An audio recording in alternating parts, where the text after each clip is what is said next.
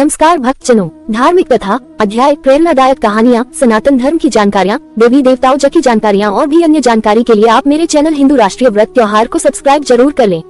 बृहस्पतिवार व्रत पूजन विधि। गुरुवार हो या मंगलवार, सभी व्रत का पूजन विधि विधान के अनुसार ही किया जाना चाहिए।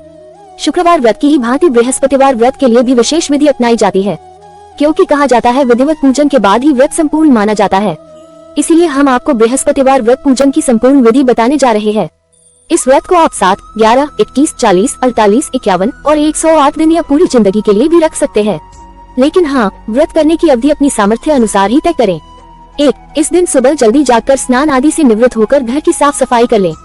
2. इसके बाद बृहस्पति यंत्र की स्थापना करके उसका पूजन करें।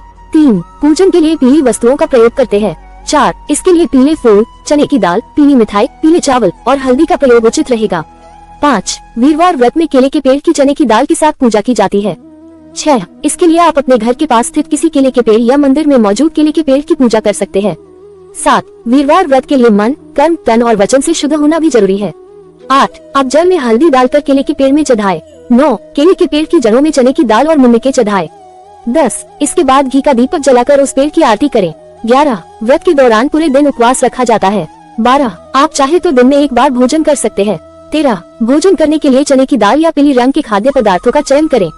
14. लेकिन एक बात याद रखें कि नमक इस व्रत में निषेध है, अर्थात इस दिन नमक का सेवन नहीं किया जाता। 15. नहाने के बाद ही पीले रंग के वस्त्र पहन लें और पूजा के दौरान भी इन्हीं वस्त्रों को पहनकर पूजा करें।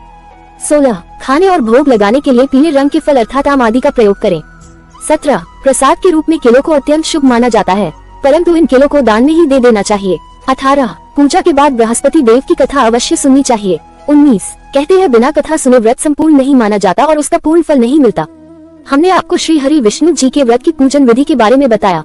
वैसे तो अधिकतर लोग इसी विधि का पालन करते हैं, लेकिन सभी की अपनी अपनी परंपराएं और रीति रिवाज होते हैं। इसीलिए आपके घर में अपनाई जाने वाली विधि के अनुसार ही श्री बृहस्पति देव का पूजन करें।